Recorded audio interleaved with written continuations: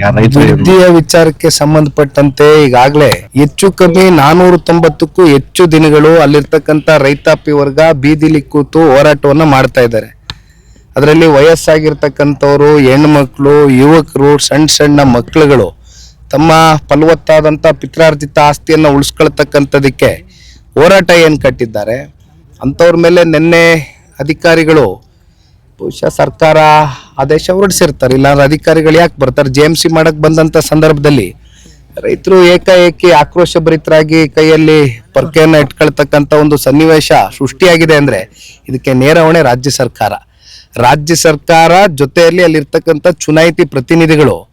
ಆ ಭಾಗದಲ್ಲಿ ಒಂದು 26 ಹಳ್ಳಿಗಳು ಬರುತ್ತೆ, ಅದರಲ್ಲಿ 9 ರೆವಿನ್ಯೂ ಗ್ರಾಮಗಳು ಬರುತ್ತೆ. 2 ಪಂಚಾಯಿತಿಗಳಲ್ಲಿ ಸುಮಾರು 9,600 ಎಕರೆಯಷ್ಟು ಇವತ್ತು ಅಕ್ವಿಸಿಷನ್ ಮಾಡ್ಕೋಬೇಕು ಅಂತ ಏನು ಹೊರಟಿದ್ದಾರೆ. ಅಕ್ವಿಸಿಷನ್ ಮಾಡೋದಕ್ಕೆ ಕಾರಣ ಏನು?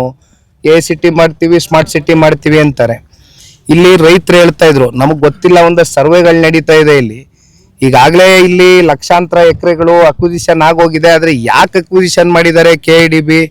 ತದನಂತರ ಇಲ್ಲಿ ಯಾವುದಾದ್ರೂ ಇಂಡಸ್ಟ್ರಿಗಳು ಬಂದಿದೆಯಾ ಅಥವಾ ಏನಾದರೂ ಇಲ್ಲಿ ಗೂಳೆ ಹೋಗ್ತಕ್ಕಂಥ ಜನಗಳಿಗೆ ತಡೆ ಆಗ್ತಕ್ಕಂಥದ್ದಕ್ಕೆ ಯಾವುದಾದ್ರೂ ಕಾರ್ಯಕ್ರಮಗಳು ಸರ್ಕಾರಗಳು ರೂಪಿಸಿದೆಯಾ ಅಂತಕ್ಕಂಥದ್ದು ಕೇಳಿದಾಗ ಏನೂ ಮಾಡಿಲ್ಲ. ಇಲ್ಲಿ ಲಕ್ಷಾಂತರ ಎಕರೆ ಈಗ ಅಕ್ವಿಸಿಷನ್ ಆಗಿರ್ತಕ್ಕಂಥ ಜಮೀನು ಹಂಗೆ ಪಾಳು ಬಿದ್ದಿದೆ ಕಣ್ಮುಂದೆ. ಈಗ ಫಲವತ್ತಾದಂಥ ಜಮೀನಿಗೆ ಕೈ ಹಾಕ್ತಕ್ಕಂಥ ಅಗತ್ಯತೆ ಇದೆಯಾ? ಅಲ್ಲಿರ್ತಕ್ಕಂಥ ರೈತರ ಕೂಗಿಷ್ಟೇ. ಈಗ ಪರಿಸರ ನಾಶ ಆಗ್ತಾ ಇದೆ, ಪರಿಸರ ಹಾಳು ಮಾಡ್ತಾ ಇದ್ದಾರೆ ಅಂತಕ್ಕಂಥದ್ದು ಕೇಂದ್ರದಲ್ಲಿರ್ತಕ್ಕಂಥ ಅಲ್ಲಿ ಕಾಂಗ್ರೆಸ್ನ ಏನೊಂದು LOP ಲೀಡರ್ ಇದ್ದಾರೆ, ರಾಹುಲ್ ಗಾಂಧಿರವರು. ಅವರು ಅಂಡಮಾನ್ ನಿಕೋಬಾರ್ಗೆ ವಿಸಿಟ್ ಮಾಡ್ತಾರೆ. ಅಲ್ಲಿ ಲಕ್ಷಾಂತರ ಗಿಡ ಮರಗಳು ನಾಶ ಆಗ್ತಾ ಇದೆ ಅಂತಾರೆ. ಅದೇ ಬಿಡದಿಗೆ ಬಂದರೆ ನಿಮಗೆ ತೆಂಗಿದೆ, ಮಾವಿದೆ, ಅಡಿಕೆ ಇದೆ, ಈ ರೀತಿ ರೇಷ್ಮೆ ಇದೆ. ರೇಷ್ಮೆ ಹೆಚ್ಚು ಕಮ್ಮಿ 50% ಅವಲಂಬಿತರಾಗಿದ್ದಾರೆ. 2 ಪಂಚಾಯತಿಲಿ 35 ಕೋಟಿಯಷ್ಟು ವರ್ಷಕ್ಕೆ ಆದಾಯ ಉತ್ಪಾದನೆ ಆಗ್ತಾ ಇದೆ. ಈ ರೀತಿ ಬದುಕು ಕಟ್ಕೊಂಡಿದ್ದಾರೆ, ತೋಟಗಾರಿಕೆ ಮಾಡ್ತಾ ಇದ್ದಾರೆ, ತರಕಾರಿ, ಹಣ್ಣು, ಹೂವೆಲ್ಲ ಬೆಳೀತಾ ಇದ್ದಾರೆ. ಇಂಥ ಕಡೆ ಇವತ್ತು ಪರಿಸರ ಹಾನಿ ಆಗ್ತಾ ಇಲ್ವಾ? ಹಂಗಾದ್ರೆ ಯಾಕೆ ಮಲತಾಯಿ ಧೋರಣೆ?